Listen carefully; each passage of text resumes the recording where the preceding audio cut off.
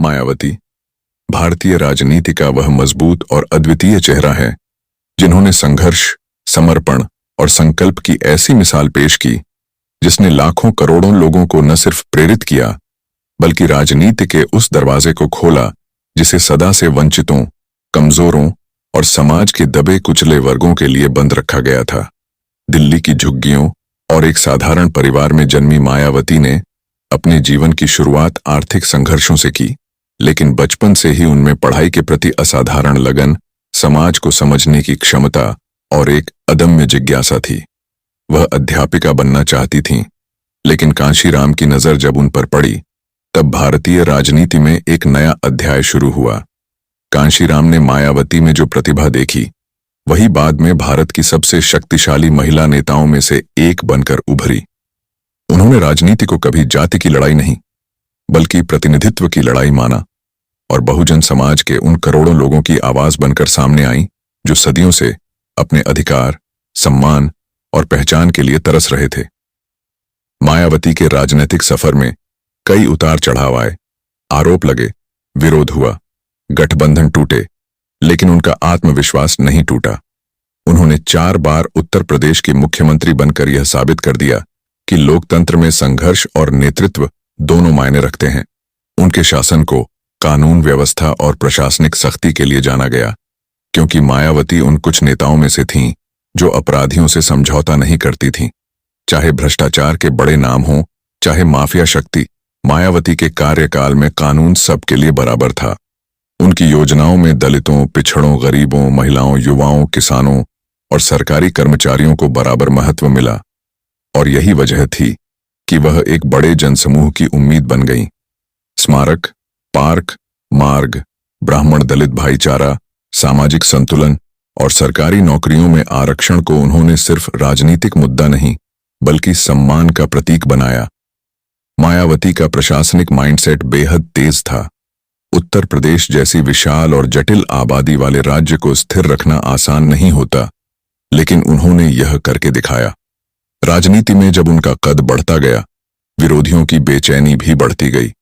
बड़े बड़े दलों को उनसे चुनौती महसूस हुई, लेकिन मायावती ने हमेशा कहा कि मेरी लड़ाई किसी व्यक्ति से नहीं, एक सोच से है।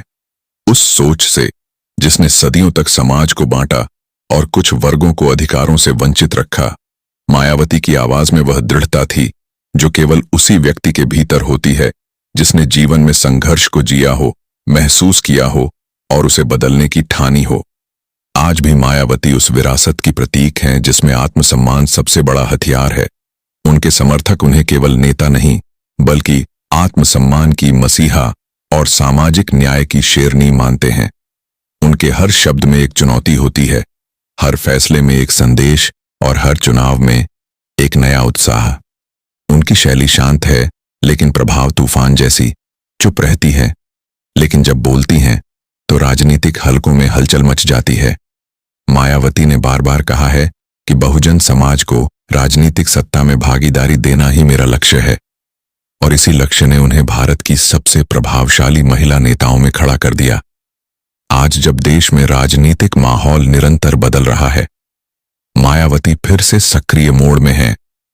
संगठन को मजबूत कर रही हैं, बूथ स्तर पर काम हो रहा है, नए चेहरे उभर रहे हैं, युवा जुड़ रहे हैं और बीएसपी की रणनीति बदलते समय के हिसाब से पुनर्गठित की जा रही है।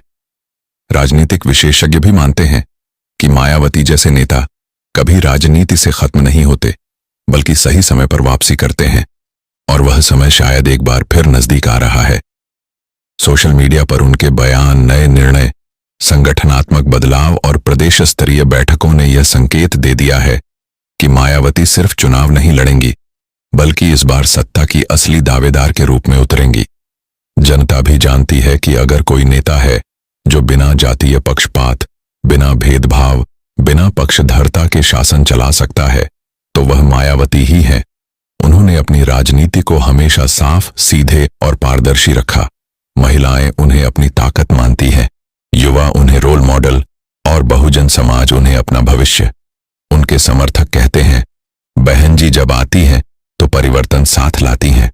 आज राजनीति में जो शोर, जो नारे, जो वादे दिखाई देते हैं उनमें मायावती की गंभीरता एक अलग पहचान बनाती है। एक साधारण लड़की से देश की सबसे शक्तिशाली दलित महिला नेता बनने का सफर सिर्फ इतिहास नहीं, एक क्रांति है। यह क्रांति अभी खत्म नहीं हुई।